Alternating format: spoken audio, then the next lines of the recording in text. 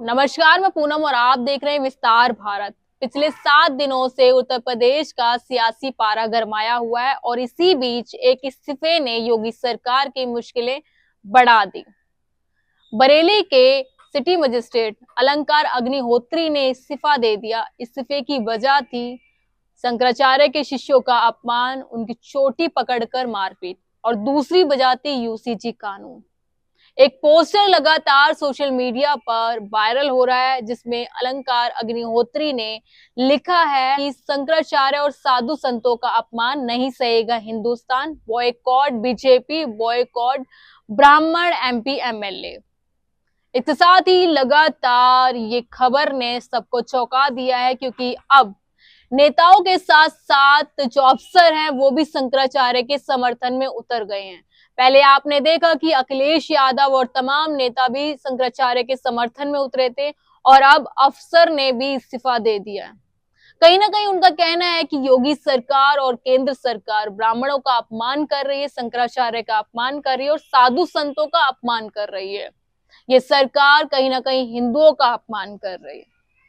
आपको बता दें कि उनकी एक वार्तालाप डीएम ऑफिस में भी हुई थी, जिस दौरान उन्होंने ये कहा कि उस वार्तालाप के दौरान मुझे बंदी बनाने की कोशिश की जा रही थी और एक कॉल आता है जिस कॉल में एक व्यक्ति ये कहता है साला ब्राह्मण पागल है। साथ ही आपको बता दें कि अग्निहोत्री का ये कहना है कि जो यूसीजी कानून है वो भी गलत है, उसको वापस लेना चाहिए। ब्राह्मण जिस तरीके से अब ये लड़ाई एक जाति विशेष की होती हुई नजर आ रही है, शंकराचार्य के समर्थन में अफसर उतर चुके हैं। शंकराचार्य का भी जो सिटी मजिस्ट्रेट अग्निहोत्री हैं उनके पास कॉल आता है। उनका कहना है कि आपने हमारे लिए अपनी सरकारी नौकरी, अपनी पढ़ाई खराब की है, हम भी आपके समर्थन में उतरते हैं। अगर आप चाहें तो हमारे यहाँ एक बड़ी पोस्ट, एक बड़ा पद ले सकते हैं। लेकिन सवाल ये खड़ा होता है कि ये जो इतने 7 दिनों की लड़ाई शायद शुरू ही नहीं होती अगर सरकार सही समय पर सही डिसीजन ले लेती। योगी सरकार चाहती तो शंकराचार्य को मना सकती थी, लेकिन उन्होंने ऐसा नहीं किया। उन्होंने उन्हें नोटिस भेज दिया कि आप साबित करिए कि आप शंकराचार्य है या नहीं।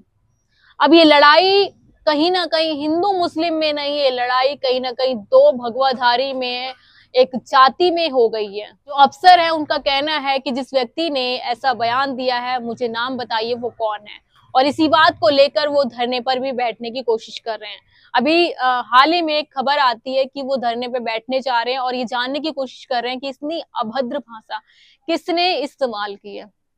देखना ये होगा कि ये मुद्दा अब कहां तक जाता है, क्योंकि आपने देखा कि 7 दिनों से माघ मेले की चर्चा नहीं है, शंकराचार्य योगी आदित्यनाथ की चर्चा है और इसी बीच अब ये अफसर भी लगातार चर्चाओं में बने हैं। अभी के लिए इतना ही, धन्यवाद।